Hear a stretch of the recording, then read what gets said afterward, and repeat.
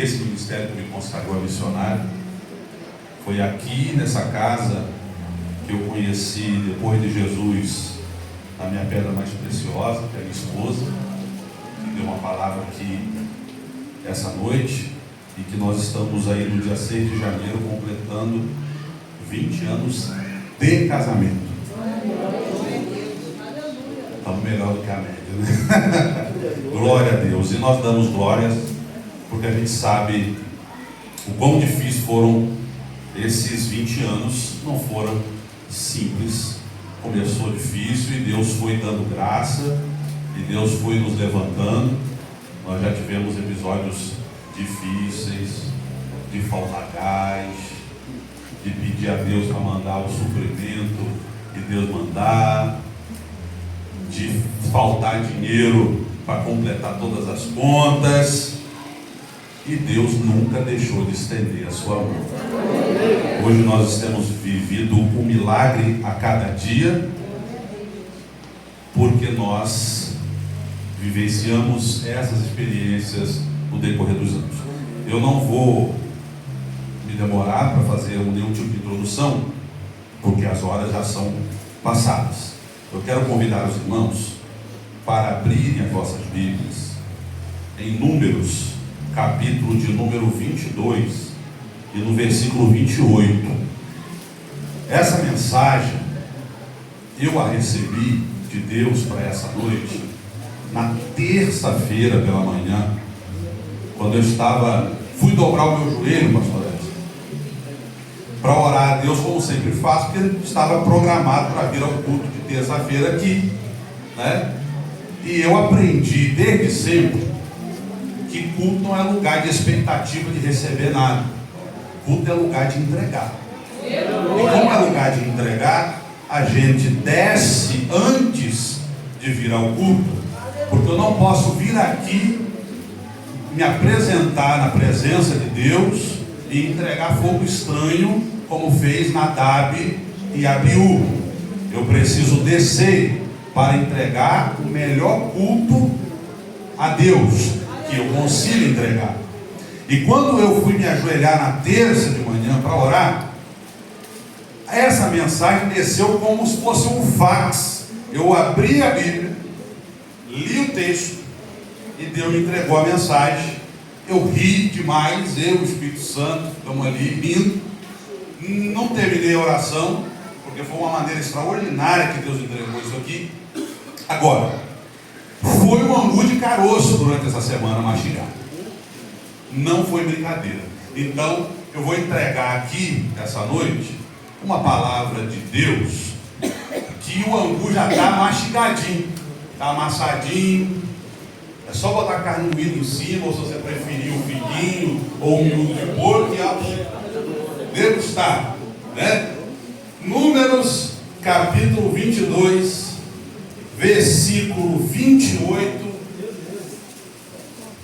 diz assim o texto sagrado: Então o Senhor abriu a boca da jumenta, a qual disse a Balaão: Que te fiz eu que me espancaste essas 3 vezes? Amém? Amém. Fecha a tua Bíblia e olha aqui para mim, você dobra a sua atenção. Veja bem, falar a respeito de Balaão nesse tempo é difícil, porque esse espírito, que é o chamado espírito de Balaão, que o apóstolo São Pedro, na segunda carta que leva o seu nome, fala a respeito desse espírito. Falar desse espírito neste contexto é falar de algo que nós estamos vendo e contemplando todos os dias no nosso convívio, no nosso dia a dia na igreja, no nosso dia a dia acompanhando os escândalos e os problemas pela internet. O tempo inteiro nós estamos nos deparando com o espírito de Balaão, que é o que diz a Bíblia. E o que é que caracteriza esse espírito, que é o espírito de Balaão? Balaão, filho, diz aqui a Bíblia, de Beor, ele tinha mas ele não era. Ele tinha tudo para ser um instrumento de Deus. Ele tinha a oportunidade, ele tinha um nome, ele tinha um ministério, ele tinha o reconhecimento ao seu redor, ele tinha o respeito de todos os pagãos ao seu redor. Mas uma coisa que Balaão não tinha era fidelidade para com Deus. Ele tinha tudo o que um profeta gostaria de ter. Até ouvir a voz de Deus ele ouvia, e falar com Deus ele falava. Mas o que ele não tinha, no fundo, era o caráter que o exercício do ministério profético exigia dele, para que ele pudesse de fato ser um profeta aprovado por Deus. Faltava para Balaão identidade, porque ele tinha um nome, ele tinha um pai, mas ele não tinha uma pátria definida para si. A Bíblia diz que os filhos de Israel haviam saído da terra do Egito e estavam se aproximando da terra de Moabe, aonde o rei Balaque comandava uma nação pagã. E a Bíblia diz que na frente de Israel era espantoso aquilo que Deus fazia. Aonde Israel passava, aonde Israel pisava, as nações ao seu redor tremiam na base, porque sabiam que a qualquer momento Israel podia se apropriar e se apossar da terra. Então Balaque, rei dos Moabitas, ele manda mensageiros a Balaão, para que Balaão, no seu ofício profético, pudesse amaldiçoar ao povo de Israel que estava acampado no deserto. Ora, Balaão era reconhecidamente alguém que tinha voz e poder para abençoar ou para amaldiçoar alguém. Porque se não fosse assim, por que causa Balaque mandaria alguém chamar a Balaão, se ele já não tivesse feito isso antes? Então Balaque manda chamar o profeta, e a Bíblia diz que o profeta, ele age de maneira aparentemente correta, porque quando eles chegam, ele diz: vocês fiquem aí durante a noite, que eu vou consultar ao Senhor, para ver o que o Senhor vai dizer. Ele vai até o Senhor, e o Senhor diz: você não amaldiçoe esse povo, porque sobre eles não tem maldição, mas tem bênção. Volte para os mensageiros e manda eles voltar a Balaque e passar o recado. E foi o que Balaão fez. Até aqui, tudo certo. Até aqui, obedeceu a voz de Deus.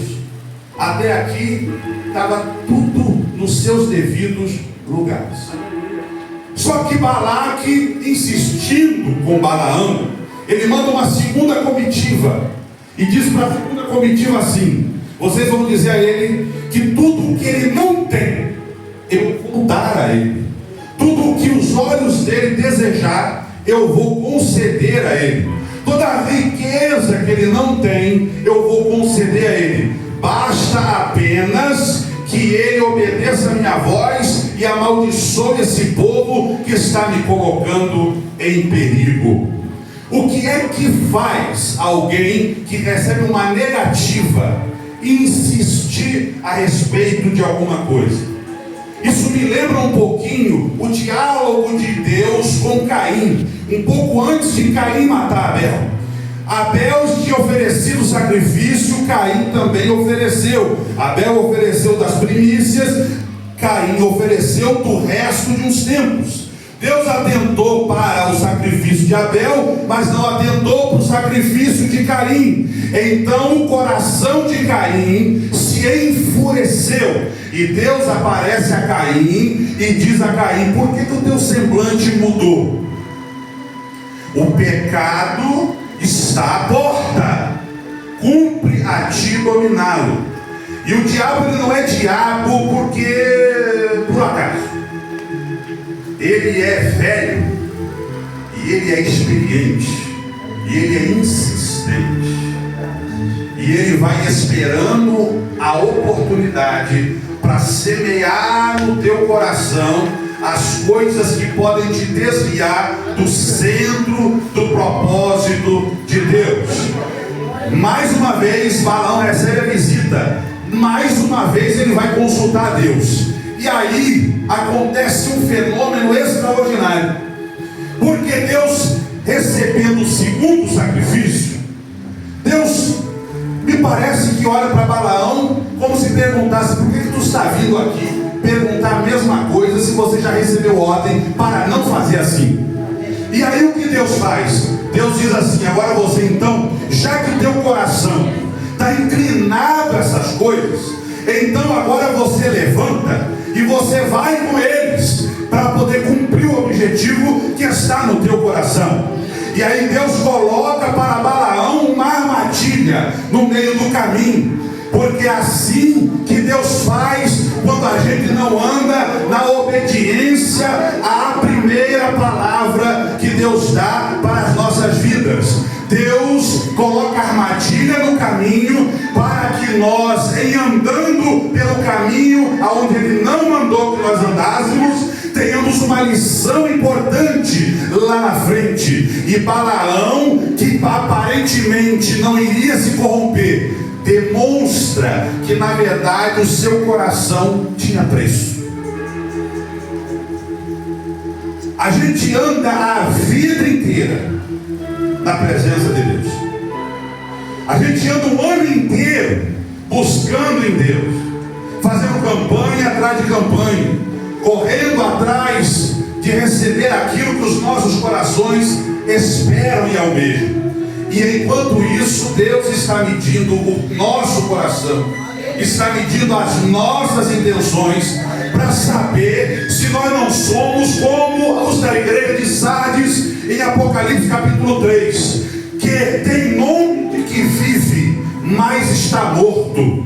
Aleluia. Deus está com aquele equipamentozinho do cardiologista, colocando no nosso coração, que é para saber se nós de fato estamos vivos aqui dentro, ou se por qualquer preço eu negocio os meus princípios e os meus valores em troca de benefícios na minha caminhada. E às vezes nós criamos expectativas em Deus, pedimos a Deus que nos dê provisão, pedimos a Deus que nos dê graça, pedimos a Deus que nos proteja, pedimos a Deus que cuide da nossa família, mas é necessário apenas um pouquinho, aleluia, de preço, um pouquinho de recurso para nos desviar do propósito. Qualquer coisa tem a capacidade de tirar o culto de dentro de nós. Qualquer coisa tem a capacidade de tirar o sentido do sacrifício de dentro de nós. Qualquer coisa tem a capacidade de nos fazer questionar a palavra de Deus e procurar uma nova palavra de Deus para ver se Ele muda de opinião a respeito daquilo que eu achava que Ele tinha que responder, mas Ele não respondeu assim. E nós estamos vivendo uma geração de gente que é desta maneira. Nós viemos para a presença de Deus, viemos fazer campanha, pedir oração, pedir orientação, mas na verdade o que nós queremos é ouvir aquilo que o nosso coração tem de expectativa em relação à orientação. Nós não queremos ouvir aquilo que Deus quer falar. Nós queremos que Deus fale aquilo que nós queremos ouvir. Você já percebeu que agora virou moda todo mundo conversar e pedir orientação umas às outras, uma irmã com a outra, um irmão com o outro, perguntando: o que você acha de eu fazer tal coisa? Não tem nem gabinete mais, eu não sei nem como é que está aqui. Porque por aí as pessoas não vão nem para o gabinete mais. Para que gabinete? E se o pastor discordar de mim, como que eu vou fazer para poder seguir o meu plano? Então é melhor eu não pedir aconselhamento para quem eu sei que vai dizer o que eu não gosto. É melhor eu omitir o problema de quem eu sei que vai me repreender e vai dizer para mim: você está enrolado nesse problema porque você procurou o seu problema. Como eu não quero compartilhar, porque eu não quero a repreensão, então o que eu faço? Eu faço igualzinho Balaão. Eu vou seguindo como Maria atrás das outras. Vai andando na frente a comitiva e vai Balaão atrás no jumento. E aí preste atenção, porque às vezes o mesmo Deus que arma a armadilha é o mesmo Deus que bota o jumento para você andar junto dele. Às vezes o jumento é o livramento. Às vezes aquilo que você considera não ter valor é o escape que Deus vai usar para te tirar do vale. E aí você olha para o jumento e olha para o jumento e fala assim: mas esse jumento aí, ele é bom. Ele come lá quando o chão está sujo. Ele dá uma limpada no terreno. Ele carrega as cargas para mim. Não é isso? O jumento é bom demais. É bom na hora que está carregando a carga e na hora que está limpando o teu terreno. Mas quando o jumento empaca e fala assim: não vá por esse caminho, aí eu sou presunçoso e eu digo: mas é só o jumento.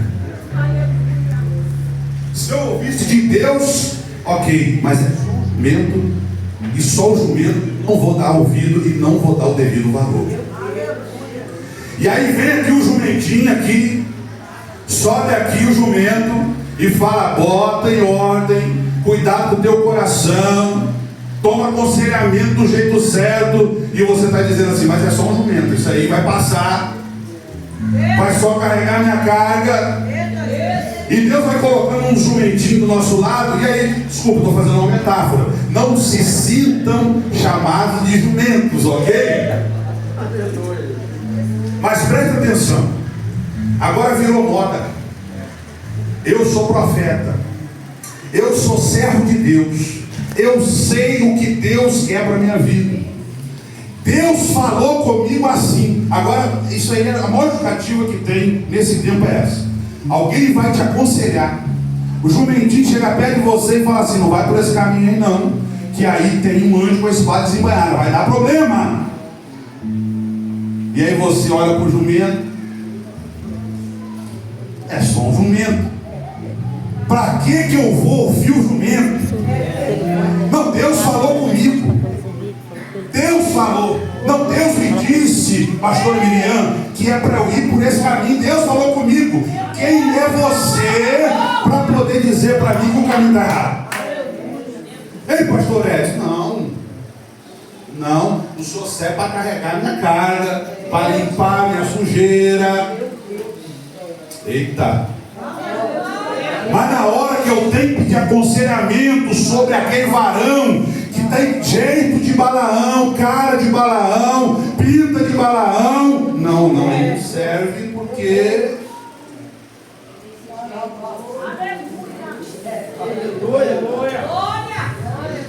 é mole, irmão.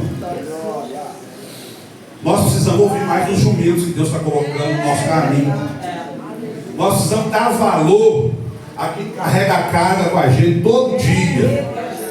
Nós precisamos parar de dar ouvido aos profetas da internet, parar de dar ouvido aos profetas de outro ministério, parar de dar ouvido aos profetas que surgem por aí do nada. Surge um profeta, o rei das revelações, e eu vou correndo para lá. Mas a revelação que está aqui no altar, que é a palavra sendo ministrada sobre a tua vida, você não quer valorizar, porque está acostumado a ver o jumento carregar a carga.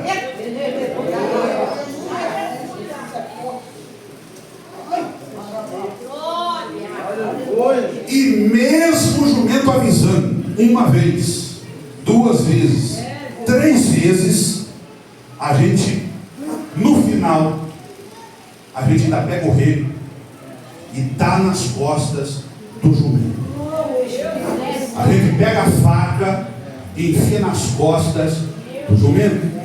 Está carregando a sua carga. E você tá que bate no jumento. E tá que bate no jumento. Esse jumento não me serve, só me serve se for pelo caminho que eu quero. Se for pelo caminho que eu não quero esse jumento. Vai apanhar até ficar de joelho. E a Bíblia diz que o jumento vai ao chão, apanhando de Balaão. E aí Deus abre a boca da jumenta. Mas não foi para instruir a Balaão. Foi para a jumenta clamar por justiça.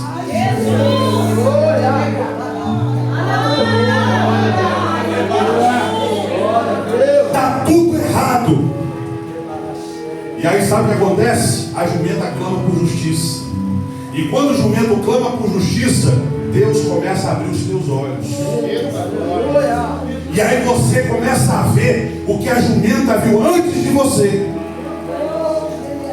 A jumenta viu a espada desembainhada e o anjo no caminho. E o profeta não viu nada. Aquele que disse que Deus fala comigo não viu nada. Como que Deus fala com você se você quebrou a cara o ano todo andando pelo caminho que Deus falou com você? Nós precisamos parar de ser presunçoso e de mentir para a gente mesmo. Nós vamos parar de inventar conversa para se defender.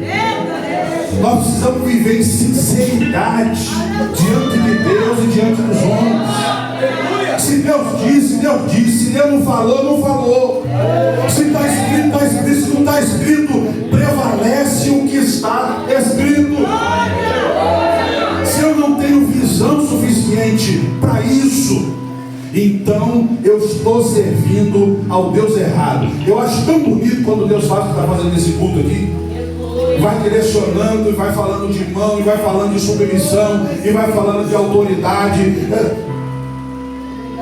Deus está mexendo com o teu 2025 e está te dizendo: olha só, eu coloquei uma armadilha para você mesmo cair.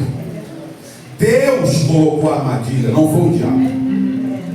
E Deus coloca a armadilha para usar, para gerar ocasião de retorno, para gerar propósito. E aí quando você diz assim: mas como que Deus ainda usou Balaão? É porque Deus não depende de você para usar. Deus usa conforme o propósito e conforme a ocasião. Quando ele tem que abençoar alguém, ele vai levantar alguém e vai usar. Quando ele tem que corrigir, ele vai levantar alguém e vai usar para corrigir. Eu acho que nós precisamos olhar para 2025 e nós precisamos começar a analisar o seguinte: o que deu certo na minha visão ou na visão de Deus? Os meus projetos para 2026 eu coloquei no altar, ou eu já estou com eles desenhados, porque são os projetos que me dão o melhor resultado. Será que eu subordinei a Deus o plano? Será que eu consultei ao Senhor antes de sair atrás da comitiva? Será que ao ouvir a consulta eu aceitei a resposta? Porque nós não podemos viver só de sim de Deus. Nós não podemos viver só de ouvir aquilo que nos agrada para caminhar. A caminhada com Deus é chorando e semeando. A Bíblia não diz que a sua caminhada vai ser light e flutuante. Ela vai ser chorando e semeando para colher depois. Se está vindo fácil, subordina a Deus o teu propósito. E tenha a percepção de que às vezes quem você menos dá valor andando ao teu lado, porque a intimidade gera um problema para as pessoas. Quanto mais íntimo, pastor Edson, menos eu te respeito. Ao invés de te respeitar mais, porque eu te conheço. Eu não te respeito porque eu tenho muita intimidade e conheço os seus defeitos. Ora, mas se eu mostro os meus defeitos, significa que eu sou verdadeiro com você. Porque se eu quisesse ser mentiroso, eu esconderia de você a minha face. E aí nós valorizamos mais aquilo que está fora do nosso contexto do que aquilo que está dentro do nosso contexto. E o que Deus está querendo mostrar para nós é que mesmo as coisas mais desprezíveis aos nossos olhos pode ser um instrumento para Ele utilizar para nos dar livramento e resposta. Mesmo aquele obreiro que você diz assim, esse aí não sabe dar uma palavra direito, esse aí troca Jesus por Genésio na saudação. Só que pelos frutos você conhece a árvore. Troca Jesus por Genésio, mas 3 horas da manhã está com o joelho dobrado, orando em favor da cobrança. Troca Jesus por Genésio, mas não tem vigília que ele não esteja presente. Troca Jesus por Genésio, mas na subida do monte ele está presente, orando por você e pela sua família. E aí, quem tem mais valor é quem entrega mais aparência. Só que quando Deus foi chamar a Davi, quando Deus foi consagrar rei em Israel, ele olhou para o passado e viu Saul sendo consagrado, porque ele, dos ombros para cima, ele era o maior de todo o povo, e o maior foi um fracasso. Mas quando ele vai à casa de Jessé o Belemita, ele olha para todos os filhos de Jessé, todos com aparência de guerra, todos com aparência de liderança, todos com aparência de autoridade, e Davi no campo trabalhando. Porque quem está pelejando pela tua vida não está preocupado em mostrar aparência, está preocupado em pelejar por você, por vida. Nós precisamos aprender a valorizar as coisas simples que Deus coloca na nossa caminhada. Nós precisamos aprender a valorizar. Quando as melhores oportunidades da nossa vida chegam, nós precisamos dar honra a quem estava conosco, dando as cargas durante todo o tempo aonde nós estivemos precisando. Nós estávamos no chão e alguém nos levantou. E quando nós estamos lá em cima, nós mudamos o nosso ciclo de relacionamentos.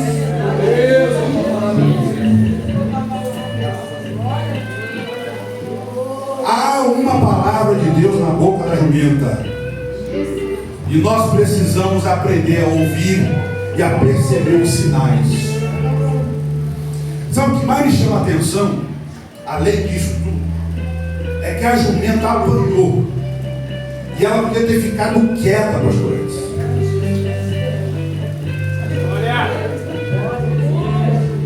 Você me bateu 3 vezes, eu vou te salvar para quê? Deixa ele entrar no caminho e se encontrar com o anjo. A jumenta lá no chão está aqui, ó.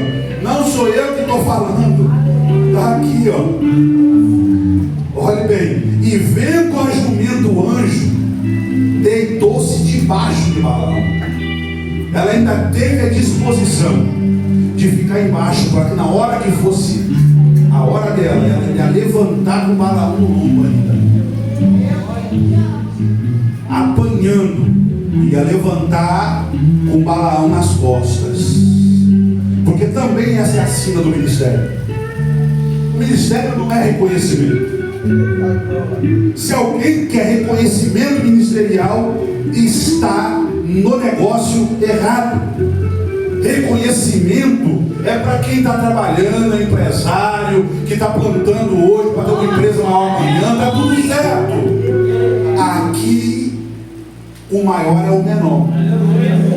Aqui o maior é o que serve. Aqui, se você quer ser grande, você tem que agir como João Batista. Olhe bem, João Batista era filho de Zacarias, que era sacerdote em Jerusalém. João Batista tinha por direito o sacerdócio depois da morte de seu pai. Ele era o próximo da sucessão. Sabe o que ele fez?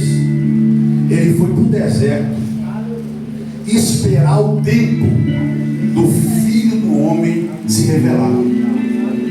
Ele só saiu do deserto e foi para a luz quando Jesus sai aos 30 anos e Deus fala: agora é a hora de você começar o seu ministério. Aí João aparece na beira do Jordão. Porque importa que ele cresça e que eu diminua. Se a sua visão não é essa, se a sua visão é eu preciso de reconhecimento, ah meu Deus, mas não me dão nem um culto, mas não citam nem o meu nome, mas não me deixam nem ter uma oportunidade. Oh meu Deus, que oportunidade melhor do que chegar aqui e falar com Deus?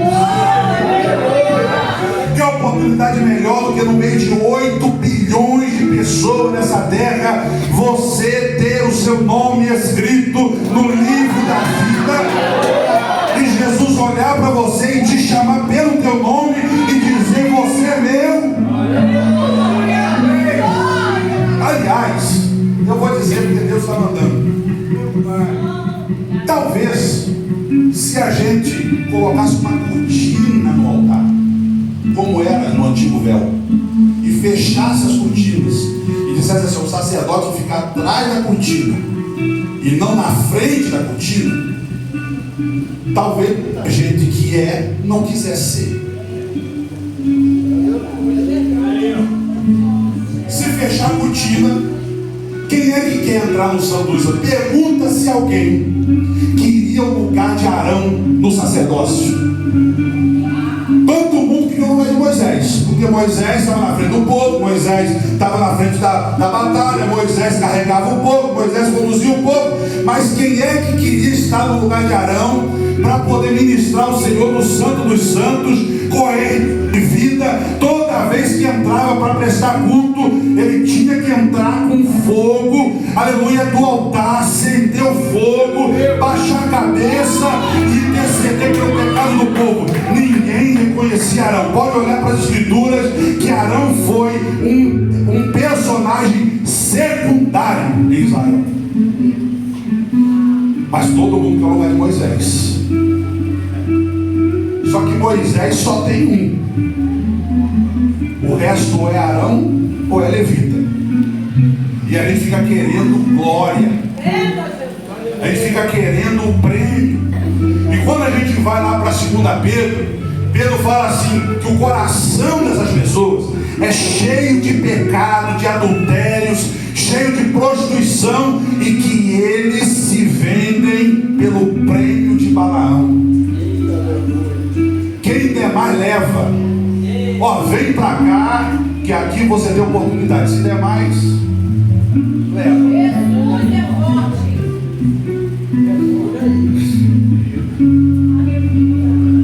Só que o Espírito de Deus estava mais na jumenta do que no profeta. A jumenta tinha mais de Deus para entregar do que o profeta. Às vezes é melhor ser jumenta. Jumenta, ninguém tem expectativa em cima da jumenta. Quem tem? Só botar a carne em cima, mandar levar. E a jumenta vai leva e cumpre o papel dela e come o que dão a ela e está tudo certo. Não aparece, é útil. Enquanto isso está o profeta em cima dela e que não consegue enxergar um palmo na frente dos seus olhos. Então é melhor estar debaixo do que está em cima. Deus tem uma palavra para nós. E eu vou dizer que é para nós, porque como eu disse a vocês, eu estou a semana inteira engolindo esse angu de caroço. A semana inteira Deus falando comigo: você precisa ser mais humilde, você precisa ter menos expectativas pessoais na minha obra. Quando você não tiver nada a perder, aí chegou a hora de eu fazer o que eu quero fazer. Mas enquanto eu estiver negociando com o mensageiro, Deus está preparando a armadilha. E assim, a gente costuma acreditar tudo ao diabo, né? Todo problema é o diabo. Aí nós repreendemos em nome de Jesus. Está amarrado em nome de Jesus. Como é que você amarra a Deus? Fala para mim. Como que você consegue amarrar a armadilha que Deus colocou na sua frente? Porque se você tiver Deus do teu lado e o diabo armar um laço, você tem Deus para te livrar. Mas e se Deus armar o laço para você? Quem te livra? Eu digo quem te livra. A jumenta. Aquele que te conhece, que sabe o peso que você é, que carrega as suas cargas e você junto em cima. Na hora que o bicho pega, é a jumenta que vai abaixar para salvar a tua vida. Ah, mas Deus não faz isso. Não faz. Ele colocou um espírito maligno para atormentar Saul. Você não leu a Bíblia? Que o espírito que atormentava Saul não era um demônio, era um espírito mau vindo da parte de Deus. E você às vezes está sendo perturbado pela tua desobediência, e você está acreditando ao diabo, brigando com o diabo, dando muito ponta de faca, e o diabo nem na sua casa ele foi. Foi o anjo que passou lá e deixou o laço. Já que você está querendo ir atrás das suas expectativas, já que você quer cumprir os seus sonhos a qualquer custo, já que você tem preço, então Deus mesmo te amarra para te colocar no lugar certo. Para encerrar, depois que acontece esse episódio, que a jumenta se manifesta, que Abraão achava que a jumenta estava zombando dele, por que me bateu? Porque você estava zombando de mim. Sabe o que acontece? Ele sobe na jumenta de novo e vai embora, na direção que agora Deus estava corrigindo. E aí ele chega diante de todo o povo de Israel preocupado. Balaque diz: amaldiçoa. Ele fala assim: ó, arma aí para mim 7 altares, mata 7 cordeiros que eu vou amaldiçoar. E aí ele levanta a mão sobre Israel e diz: sobre Israel não vale encantamento.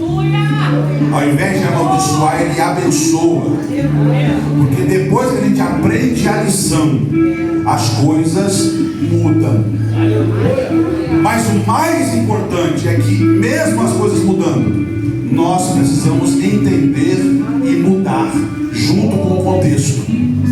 Não está escrito em Números, está escrito em Pedro, que Balaão não consegue amaldiçoar Israel.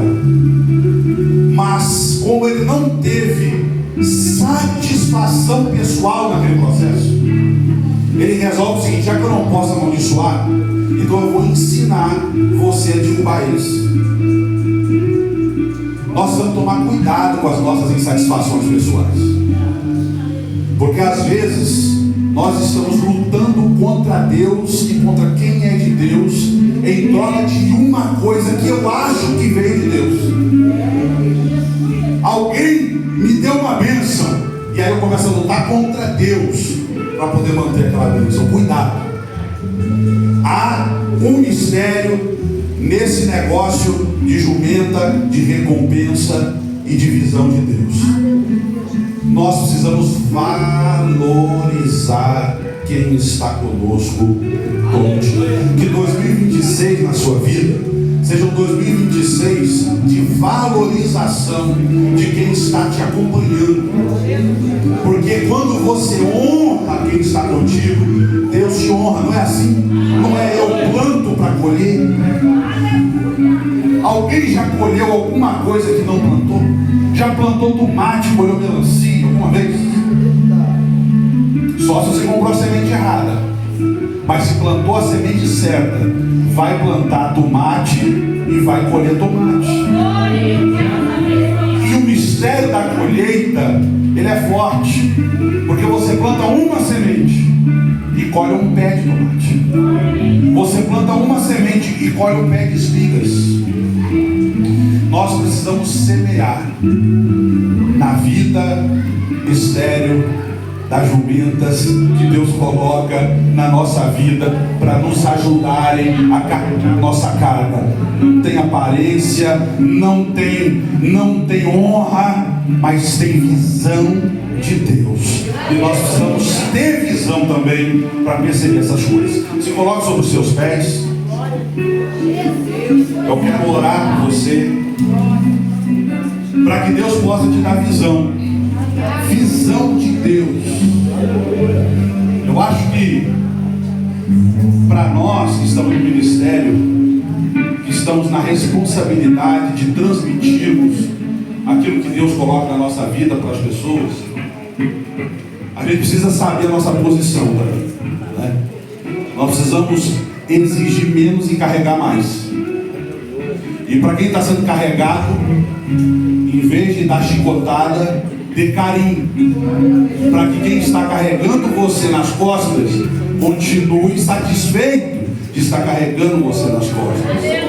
Então que Deus possa nos dar visão, para que a gente possa entrar o próximo ano com a visão certa nas coisas certas. Senhor meu Deus e meu Pai, te louvamos por essa palavra, Senhor,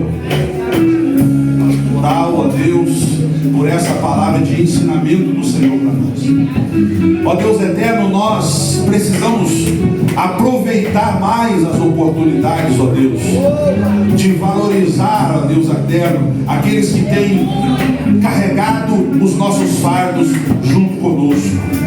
E precisamos, ó Pai querido, ter uma visão a respeito dos caminhos que o Senhor tem colocado para nós.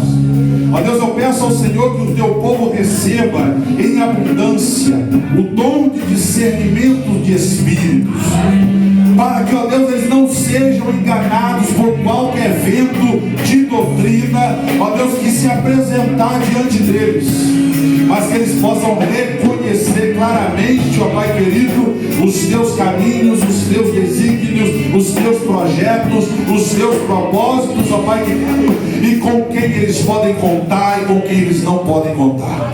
Ó Deus, nós somos igreja, Senhor, para compartilhar a dor e para compartilhar as alegrias. Nós somos igreja para carregarmos os fardos uns dos outros, para suportarmos uns aos outros.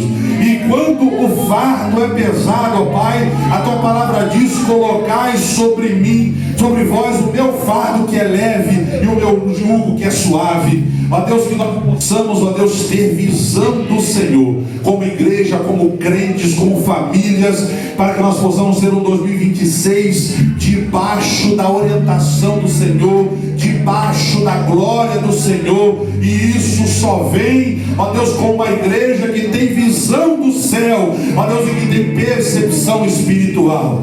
Que o Senhor possa nos abençoar e nos ungir, ó Pai, é o que nós te pedimos em nome de Jesus.